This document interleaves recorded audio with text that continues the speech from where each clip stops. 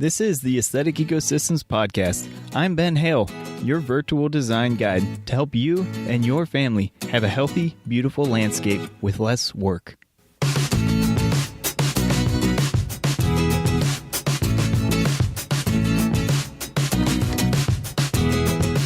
What's up and welcome to episode 19 of the Aesthetic Ecosystems Podcast.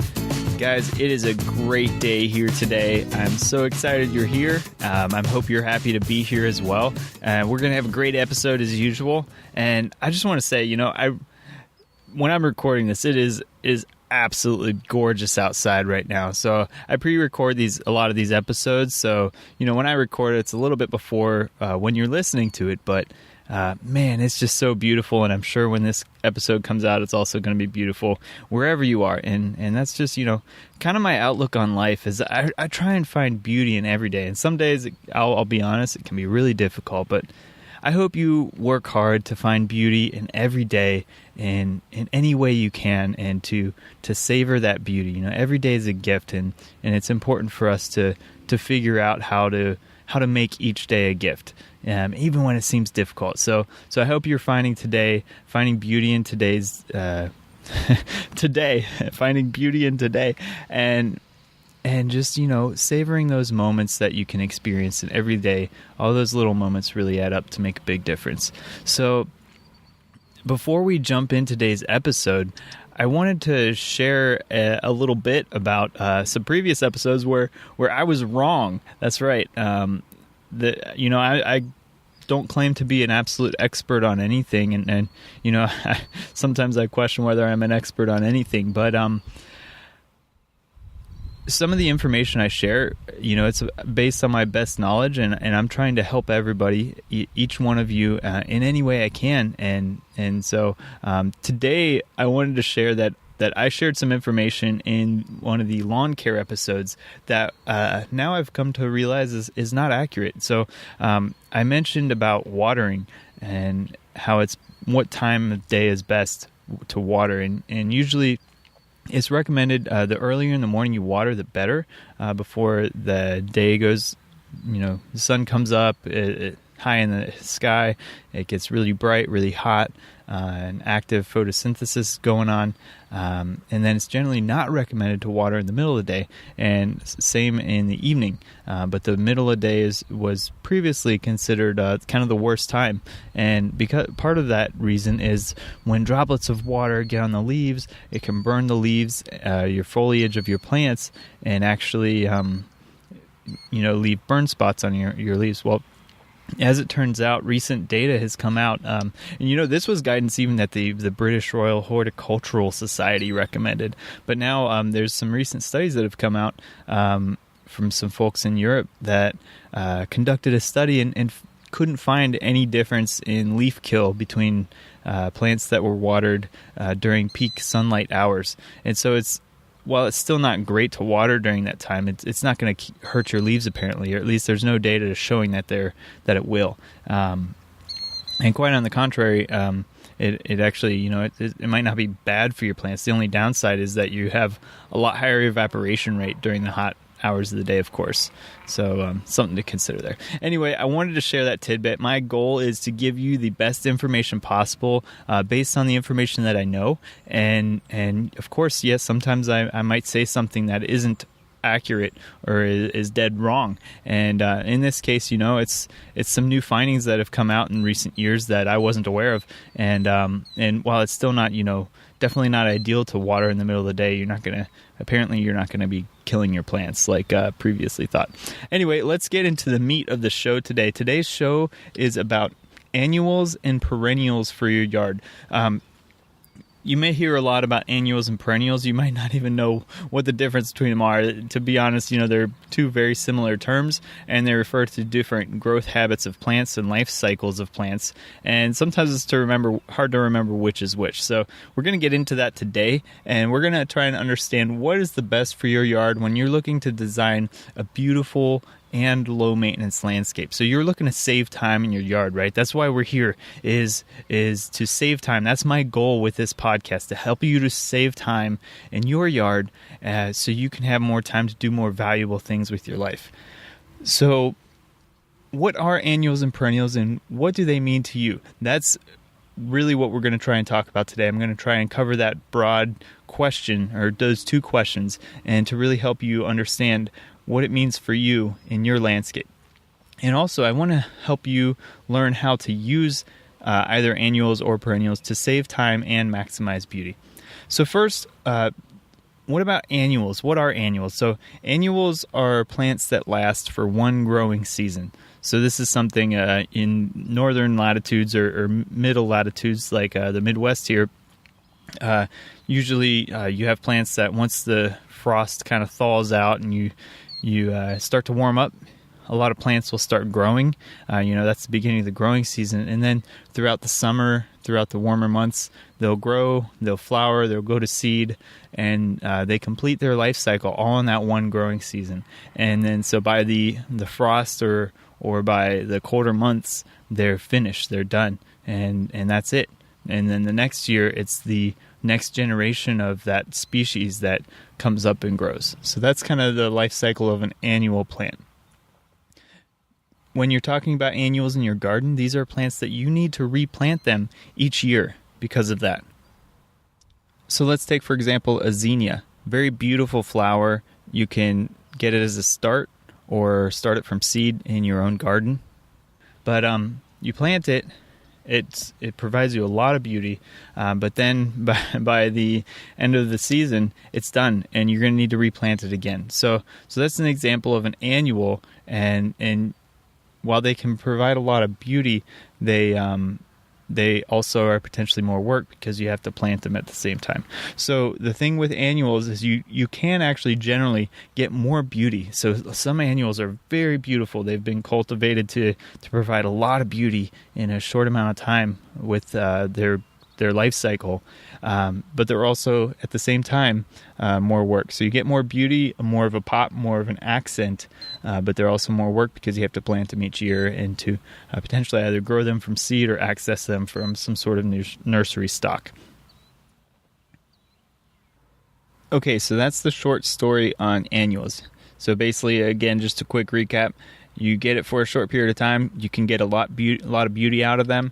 It provides you a lot of versatility from year to year if you like that, change in style factor. But the trade-off is it's a lot of work to plan, to plant, and to maintain.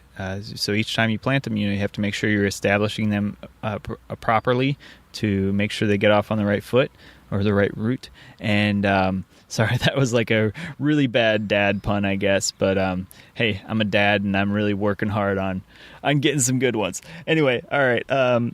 So at your expense, let's move on to perennials. So perennials are your plants that last for multiple years. So some perennials are short-lived perennials. A lot of your herbaceous flowers are short-lived perennials. And some of them are very long-lived perennials, can last for many, many, many years. And so example of short-lived perennial is actually a very popular Echinacea purpurea is your purple coneflower.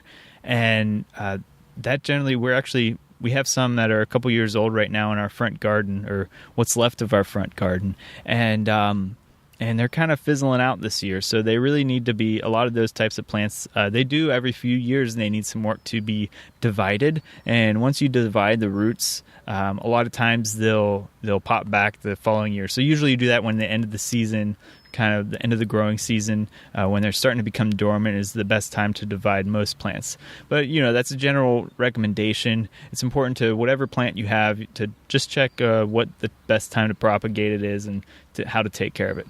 So anyway, a little too much detail though. So perennials are the plants that last multiple years, and the short story for perennials is that they need less planting and less establishment because you're only establishing them once or maybe every couple years, and that's it. And so while I'm, trying to give this an unbiased perspective about these plants, I think it's pretty obvious which my favorites are. And so let's just talk a little bit more about perennials. So for perennials, you've got less work overall. That's the real message here, is from a design standpoint, from planting, from establishment, weeding, and removal. So for the design phase, you're talking about one time you plan how or what perennials you want to have in what space, how big they're going to grow, how often you might have to divide them, and how far of a spread they're going to make if they're a spreading type of plant.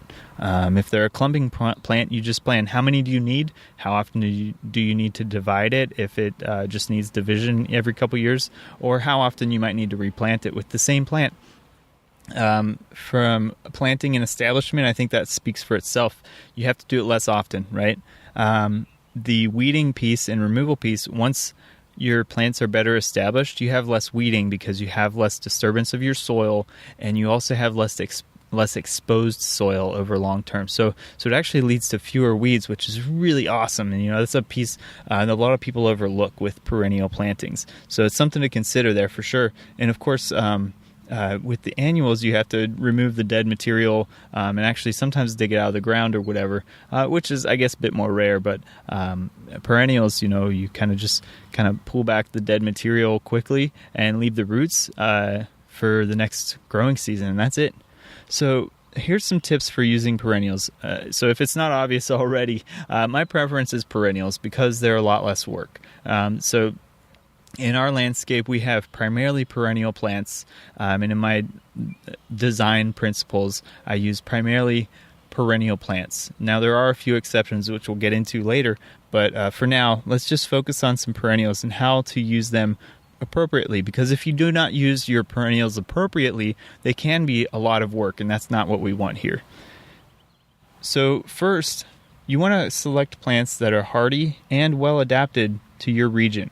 So if you don't select plants that are well adapted to your specific location and to your region, you're going to be dealing with a lot of work through amendments and taking care of them over the long term. And that's not what we want. What we want here is something that we can establish, get on a good footing pretty quickly, hopefully. And once it's going, it's kind of leave it on its own and take care of it every once in a while, not have to deal with disease issues or feeding issues, fertility issues, or any sort of plant weaknesses that might need work, or irrigation. So we want to avoid as much of that as possible.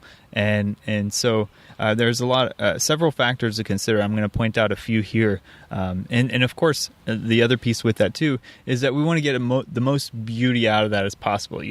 Here we're not talking about just kind of leaving your landscape go to natural scrubland or whatever, or to be invaded with your local palette of invasive exotics.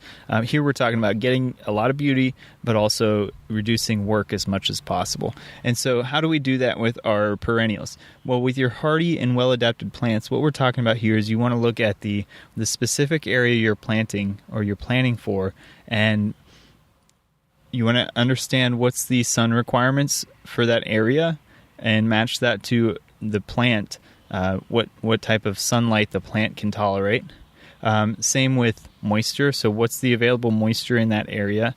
You might have some high spots and low spots, and those are going to be very different in their moisture over time. And also, what's the general climatic moisture in your area? So do you have very, very dry summers, for example? And you also want to understand your soil. So I've recommended many times to get a soil test, and this is another great reason to point out why it's helpful to have a soil test from your local county extension office, your local university extension, or there's several other kind of private soil testing labs as well you can find. And so a soil test will tell you what type of soil you have, how much organic matter you have, what's your fertility, what type of mineral availability you have, and those sorts of things. What's your pH? These are all very important for understanding what plants to put in that specific area. So next, you want to understand, and this is these aren't in any specific order, that I probably should have mentioned this first, is what's your USDA zone? That's kind of like one of the basic things to understand about your space when you're thinking about plants, is what's your USDA zone? And what that is, if you're not familiar with it, is the United States is divided up kind of almost with horizontal lines going across latitudes. But there's changes, of course, with the mountainous regions in the west and various weather changes throughout the United States that affects this, but in general, as you go up north across the United States, you go down in number for your USDA zone, and this basically is rated on the low temperature of the areas, the average low temperature over a general time period, and these numbers basically tell you what plants can grow in that condition. So if you grow a plant that's adapted to, let's say, an avocado tree, right? Something a lot of people are familiar with. You can't grow avocados in southeastern Ohio outdoors because they can't survive the winter. So the roots will actually die because the soil gets too cold. And vice versa, a lot of apples, for example, they're not native to, North America, but apples can't actually grow in the southern climates because there's not enough cold for the plants to go through their life cycle as they're adapted to.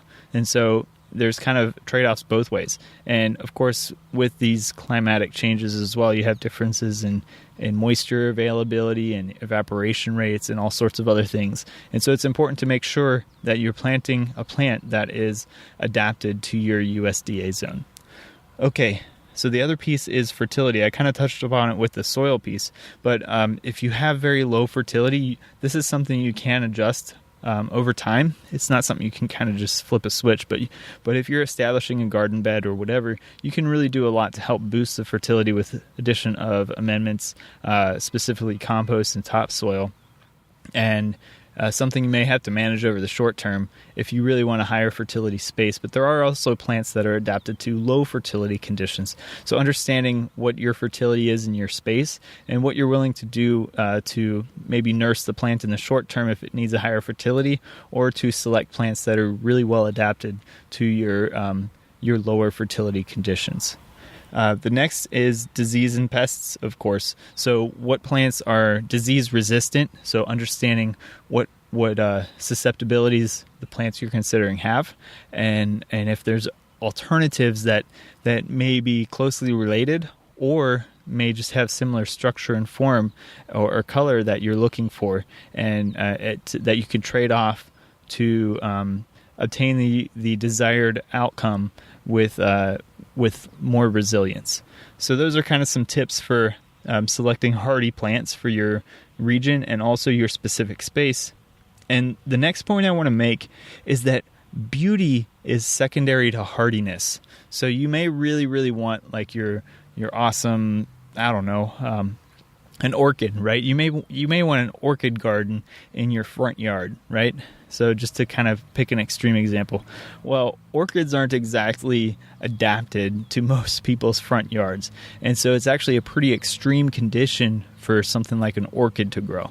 And so you can't just have, that's why partly why you don't see orchid gardens in people's front yards, right? It's a lot of work to maintain the conditions necessary for that plant to thrive, and to do it in a way where it's going to provide beautiful blooms on a consistent basis, frequently enough for you to enjoy it.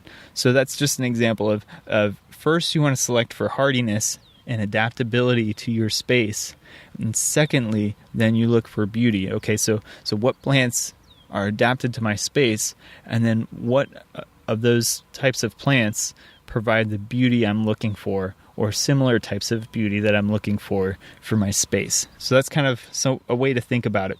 And so when you're talking about that, of course, you want to think about your foliage. So the kind of the texture of your foliage or the color, the bloom, same thing. So your size of blooms, your colors of blooms, the timing of your blooms, the structure of your plant. So how does it look? Is it a loose structure? Is it a very dense structure?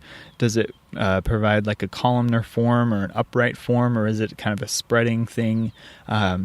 Those are all important things. And then, of course, the mature size as well. So if you're talking about a ground cover, it's a spreading ground cover. How wide will it spread? Is it indefinite? Over what time frame? Or if it's a clumping type perennial, how wide does the clump grow? How tall does it grow? If it's next to your front window, you don't want it to completely cover your front window after 2 years, or by the end of the growing season. If you plant a bunch of sunflowers right in front of your front window, they're going to be covering up your front window by the end of the summer. Same with trees or shrubs. This is very, very important because those are generally even longer term plants. So it's really important to consider those. So after we consider all those kind of design and beauty aspects, we also want to understand our long-term maintenance need for perennials. So do you need to divide them every few years? So this goes back to what I said earlier in the episode about some perennials. They're actually short-lived perennials, but you can extend their lifespan by dividing them so they kind of get in renewed vigor by, you're actually stressing the plant, but what it does is it kind of forces the plant to put out new roots and almost kind of like turns it into the younger plant again. And then you have two plants because you're dividing it, right? So do you need to divide them every few years? Do you understand the mature size of the plant? Just to echo that again, because it's really important. What's the lifespan of your plant? So is it a 2-year perennial, so a biennial, right? Or is this a 20-year plant? Or does it kind of fade off after about 4 or 5 years and you should consider a replanting schedule? So these are all things you want to figure out and determine what are your interests to maintain that and whether it fits into your lifestyle. And last, of course, long-term maintenance needs. We want to understand what's the fertility needs of this plant. So this is anything from your lawn to your gardens to your trees that you have in your landscape. What are the long-term fertility needs, and does that match what you have available on your site, or does it match the amount of work you're willing to invest to maintain that fertility? And that's really important, because if your plant doesn't have the right amount of fertility, it doesn't have the right amount of health, it's going to be susceptible to disease and stress issues, and you're going to deal with a lot of problems then, and it's going to be a lot more work. So you kind of see how this all fits together. Okay, and of course, the last thing I want to point out here with your perennials is you want to do this whole selection process before you go to the nursery, because once you're at the nursery, you're going to be overwhelmed by all the choices in front of you, and it's a poor display of information. You're looking at the plant itself as opposed to trying to understand all these elements to determine what's the right fit for you. And here's the reality. Nurseries don't always supply the low maintenance plants that are best for your landscape. They're going to supply what creates sales for them. So what makes the nursery money. And if people are going to buy it, then they're going to try and provide it for you. And so that doesn't mean that everything at your local nursery is going to be the best plant for your landscape. That's kind of up to you or your designer to decide if you're trying to work with a designer here. But make sure, again, as I've said in previous episodes, that your designer understands your intent for a low maintenance landscape, because a lot of designers design for beauty. And so you want to make it abundantly clear that you're looking for a landscape that has beauty and less work. And so that's just an aside there, to make sure that if you're working with somebody else on this, that you really make it clear to them that your intent is to reduce the amount of time you have to spend on unplanned, you want to be able to be in your landscape when you want to, not when your plants want to. I guess that's what I'm trying to articulate here. So yeah, make it on your terms, right? Maybe you do want to be in your landscape, but you don't have to be working in your landscape. You want to be enjoying it, right? So make sure that's abundantly clear to both yourself or the person who's designing your landscape. Okay, so yeah, select your plants before you go to the nursery. That's a very, very common mistake, and it gets us into a lot of trouble. I've been there, I've done it, I'll probably do it again someday, and I will kick myself for it. So just make sure you're aware of that, because it will help you plan things appropriately as opposed to make mistakes that are going to make you have to go back to the nursery again for something better for your space. Okay, so the last piece I want to say here, we've kind of wrapped up what I wanted to say about perennials, okay? Now I want to step back to annuals once more, just very briefly, and to point out that some are low maintenance. And, you're probably thinking, hold on a minute, you just said annuals are more work because you have to plant them every year. Well, that's true for the most part. However, there are some annuals that are self-reseeding, okay? So that basically means once they complete their growth cycle, they've flowered, they've gone to seed, and then they actually drop their seed. Okay, so those seeds, some annuals are vigorous enough where those seeds will regerminate the next year, and you'll get a space or an area that is very abundantly reproduced with the same annuals year to year. Now, you may have to manage it somewhat to reseed it on occasion, or to kind of pull out the ones that are spreading to a space you don't want. But in general, you can get some annuals that give you the effect of a perennial, essentially, where you don't have to be out there actively maintaining the space, and you get the beauty you want out of the manual. So essentially what they're doing is they're new plants repopulating in the same space. So they're filling the space that was left by its parent the previous year. So a great example of this is a little small grouping of marigolds in my parents' front yard. So when I was pretty young, I planted some marigold seeds in my mom's front garden. I'm sure it was with her permission. And these marigolds have essentially come back every year for many, many years. And I, to be honest, I haven't popped my head out there to see if they're there this year or not. But these marigolds are an annual, generally speaking. At least in our climate, this type of marigold is an annual. And however, though, the seeds have dropped each year in that same space, and we get a couple marigold plants that come back up every year in the same space, and it's a nice little pop of beauty of deep orange and yellow and a little bit of red that we get each year in late summer. So it's pretty fun. So that's an example of a very low maintenance annual that's just kind of taking care of itself for many years on end. And so that's essentially what I have for today, guys. This is a relatively short episode compared to some of them, but I hope you've gotten a lot of value out of this, and I hope this has given you clarity on the difference between annuals and perennials, and also understanding what that means for your landscape. So that's really important, is to understand what translates to less work, but still getting a lot of beauty out of your landscape. That's why we're here, is we want to take away the work from our landscape that's required for ongoing maintenance, and we want to give that work back to something more important. We're going to give that time back to something more important. So something more important for your life, that you can follow your passions, spend time with your family, have more time to just relax, right? All those things are very important, and we don't need to be spending it on just maintaining our landscape. And so that's what these episodes are all about, and I hope you've enjoyed them so far.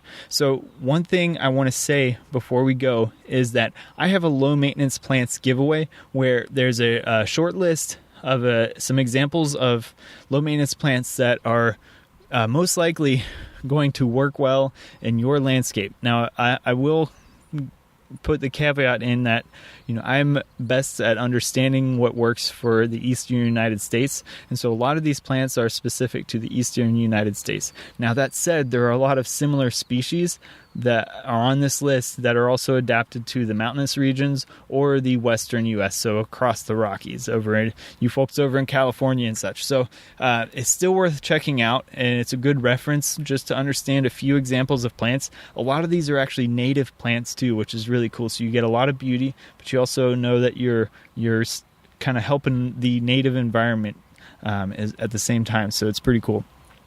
So go check it out. I have a link in the show notes here for you. So you just go click on that link. You can get your low maintenance plants giveaway. And with that too, if this is something where you'd like a little bit of help on, I do offer consultation. So if you want to check out my consultation options, you can go over, again, check a link in the show notes, or go over to aestheticecosystems.com/consulting, and you can see the options right there.